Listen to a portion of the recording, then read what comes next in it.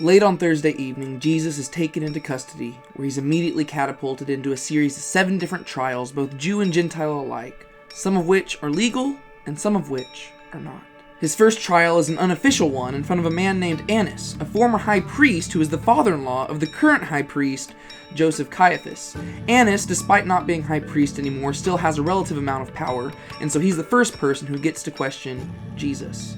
After being questioned by Annas, Jesus is taken to his second trial, where he's in front of Caiaphas and a bunch of local Sanhedrin members who have gathered late in the night to question and interrogate Jesus. What we see during the second trial is that the Sanhedrin and the religious leaders have planted false witnesses to testify against Jesus, but none of them can produce a solid enough alibi or testimony by which to convict him, and therefore Jesus has to incriminate himself, which, though illegal, becomes their next plan of action. The problem they face with this is that Jesus doesn't bother defending himself. Despite all the accusations they lob against him, he remains utterly quiet. This ultimately leads the high priest to question him and charge him under oath, "Are you the Messiah, the Son of the living God?" To which Jesus finally says, "I am." Now Jesus has officially identified himself as the Messiah before all these religious officials who in their hard-heartedness refuse to believe him. Caiaphas rips his garments, and he charges Jesus for being guilty of committing blasphemy. Around the same time, we know that 2 of Jesus' disciples were relatively present during these events. Though they had fled originally, it would seem that Peter and possibly John had decided to double back and follow Jesus, and while Peter was waiting outside in the courtyard of the high priest, most likely the other apostle, who we think to be John, was inside watching these events transpire. The issue is that Peter, on the outside, was facing a trial of his own. People started identifying him as a follower of Jesus, and 3 times he denies that he is even associated with Jesus at all, in fulfillment of what Jesus had said. Suddenly the rooster crows, and Jesus and Peter lock eyes, and Peter, overwhelmed by his guilt, runs away into the distance, weeping.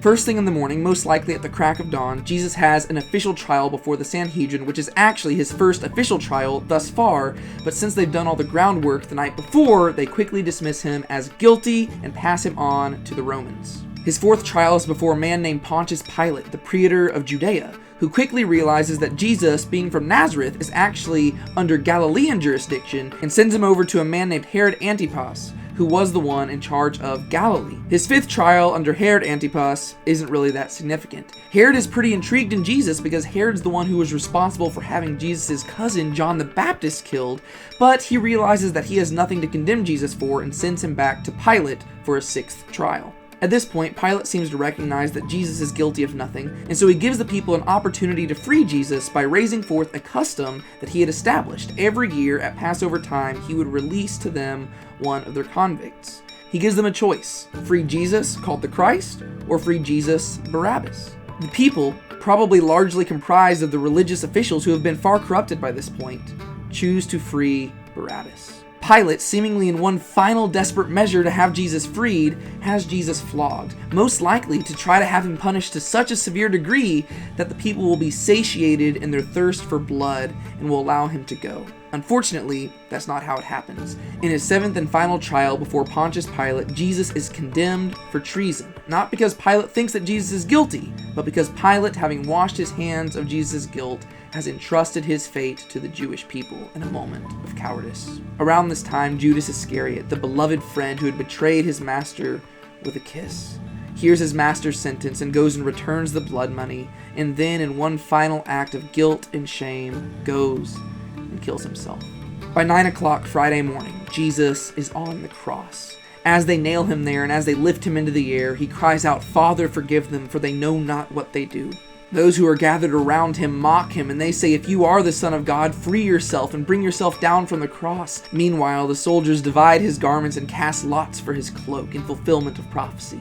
Jesus is crucified between 2 criminals, both of whom begin mocking him. However, over the course of the next few hours, one of them has a change of heart, and by the end of the whole thing, he cries out to Jesus and says, "Lord, remember me when you arrive in your kingdom." And Jesus says, "Today, I tell you, you will be with me in paradise." However, we mustn't think that all of this time was Jesus simply ministering to people. He was undergoing a severe amount of stress during this. His body was lacerated, he was bleeding to death, and being hung from a cross, he was fighting against suffocation every single moment. Finally, he cries out to God the opening words of Psalm 22, and he says, Eloi, Eloi, lama sabachthani, which in English translates to, my God, why have you forsaken me? In the end, Jesus was only on the cross for 6 hours, from 9 a.m. till 3 p.m., much shorter than a lot of people would have typically been on a cross. This tells us the severity of the pain that Jesus went through, both physically and spiritually, through the scourging and through the crucifixion itself, but also through the spiritual and mental anguish that he endured in Gethsemane, and also while on the cross as he bore the weight of all our sins. Finally, once again crying out to God in words that echo his ancestor David, he says, into your hands I commit my spirit, and he bows his head and breathes his last. At the moment that Jesus died, an earthquake spread throughout the land. The curtain in the temple tore in two from top to bottom, and many people rose from their graves and went throughout the land. Meanwhile, a Roman soldier who had been responsible for putting Christ on that cross looks at that dead man hanging there and says, truly this man was the Son of God.